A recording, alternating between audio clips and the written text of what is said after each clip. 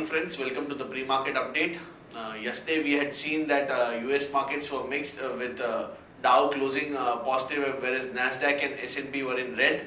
A sharp decline in technology stocks had pulled the Nasdaq and S&P in red, while Dow has managed to notch a record closing high with lift from bank and energy shares. Today we have all important jobs data in US ahead of the Fed meet, so that would be a key thing to watch out for. Asian trades or Asian shares are trading flattish following their global partners, that is Wall Street and Europe. Europe was also negative yesterday as 10-year treasury yield is closing 18 months high, and crude futures is also soared to a 16 months high, which is dragging the markets globally. Over to the Indian markets, we had seen a 4-day rally, whereas a relief rally kind of a thing, whereas we had seen some sort of profit booking in yesterday's session, and which snapped the 4-day winning streak in the markets. We also have global indices which are weak, which are again drag on the markets or causing selling pressure in the markets.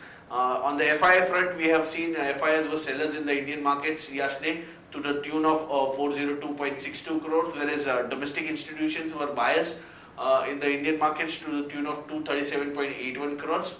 SGX Nifty is also suggesting that we are likely to open soft around 52 points down to the 8160 zone. So now we'll check the derivatives part. On the derivative front, yesterday we had seen that the markets had corrected from 8260 levels to 8212 levels with a decrease in cost of carry and addition in open interest to the tune of 5.47 lakh shares in Nifty future, indicating that some sort of short build-up was seen in yesterday's session also, and the trend is continuing that decrease in cost of carry and addition in open interest continues. PCR is hovering around the 1.05, 1.06 levels, so nothing much to talk about on that front. India VIX is also trading flattish ahead of the important Fed meet, and we have RBI policy also next week. So on the options front, if we go down to specifics, we have seen heightened activity now in 8300 call, which is added close to 19% in open interest and close to 50.5 lakh shares in open interest, indicating that some sort of market resistance could be seen around the 8300, 8350 zone. On the put side, if we see highest number of shares are 8000, which continues to have around 77.84 lakh shares.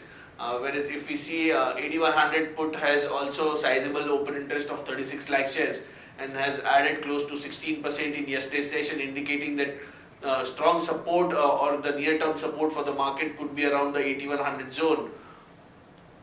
If we see, there are no securities in ban period for today's trade. On the FIS front, FIS were buyers in index futures to the tune of 707.57 crores.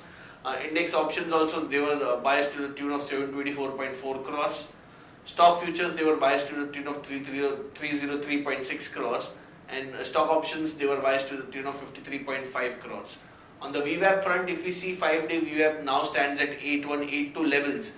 The lower range is of 8182, whereas the higher range has now shifted to 8300, indicating that this is the range for the market, and a breakdown or a breakout on the either side could lead us to the further trend for the markets. Right now, we are SGX is suggesting that we are likely to open around 51 points down around the 8160 zone. So 8100, 8130 would be a level to watch out for the near-term support for the markets. Now let's look at some of the trading ideas for the day. First trading idea is Shilpa Medicare. Current market price is 660.4. Shilpa Medicare board has approved increase in FII limit to 40% from 30% currently. So we think there could be some sort of long build up, or we could see some action on the long side. So long Shilpa Medicare with a stop loss of 652 for a target of 680 and 690. The other trading idea is Oro Pharma. Oro Pharma has received US FDA nod for clozapine tablets, which is used to treat schizophrenia patients. So we could see some sort of good activity in Oro Pharma, and action to be taken is long Oro Pharma. Current market price is 743 with a stop loss of 730 for a target of 760 and 770. On the other news updates, Wipro has won a 3-year IT contract from Australian company Woodside. Reliance Jio's yesterday announcement, it has extended the welcome offer till 31st March. Insurance Australia is looking to up its stake in SBI General Insurance to 49% by March. Government group has recommended breaking Coal India into 7 separate companies. IFC is looking to invest around 450 crore for a 29% stake in Apollo Health. Suzlon has bagged a 63 megawatt wind power order from Tehri Hydro Development. Alchem Lab has received a tentative US FDA nod for pregabalin oral capsules. Novartis has received a US FDA nod for tablets which is used to treat type 2 diabetes. Tata Motors yesterday announced numbers. Jaguar US sales came in up 217% at 3381 units, and Land Rover's US sales were down 13% yesterday at 5659 units. If we go on the watch list front, stocks with positive bias are PTC, LIC Housing Finance, in Maruti. On the negative front, we have Havels, which could be under pressure.